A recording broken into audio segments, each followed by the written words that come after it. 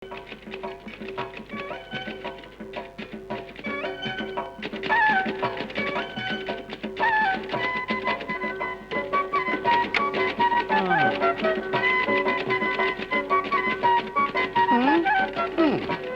তো দেরি করে এলে কেন ইরা?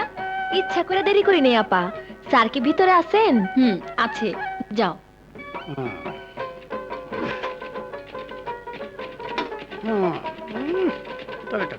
ভালোই। আপনার দেশের বাড়ি, আপনার বাপের নাম, আপনার নাম মানে আপনার খানদান যা আছে আর কি। গ্রামের নাম হাসনাবাদ, বাবার নাম করিম শেখ, আমার নাম সুন্দরী। হ্যাঁ, কোন কি সুন্দরী তো আমার না থাক, কন দেব না। কি বউয়ের নাম? বউ না, বউ না, আমাকে গ্রামে একটা মেয়ের নাম সুন্দরী। ছোটবেলায় একসাথে খেলাধুলা করতাম। আমি না ওরে ভালো বাসি বাসি, অবশ্যই তোমাকে ভালোবাসি। আরে ঘরের বউ তো ঘরের ব্যাপার, সে আছে সংসার নিয়ে, আর আমি আছি তোমাকে নিয়ে। শোনো, আজ বিকেলে হোটেল সুপারস্টারে চলে এসো, 205 নম্বর রুমে। ওকে, রাখি। স্যার, অনেকক্ষণ দাঁড়ায় আছি, খাবার দেই? আজ এত দেরি হলো কেন? কি খাবার এনেছিস? আলুর ভর্তা, ভাজি, ডাল। মাছ মাংস কিছুই নেই? আজ বড় বিপদে পড়ে গিয়েছিলাম স্যার। আজ আমিও বড় বিপদে আছি রে, কাছে আয়,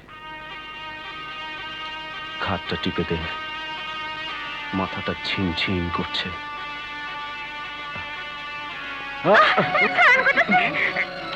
সেটা আওয়াজ শোনা যেতেছে, তো ধরছে না। আমি গেলে খারাপ হয়ে যাবো, আপনি গিয়ে ছুটান। ভাগ, ভাগ এখান থেকে। কি হয়েছে স্যার? ওকে এখান থেকে বের করে দাও।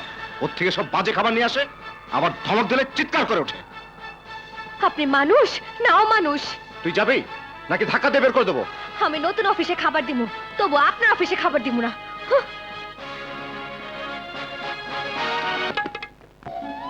অফিস থেকে বাইরনের পর থেকে তোমার মনটা খারাপ দেখতেছি।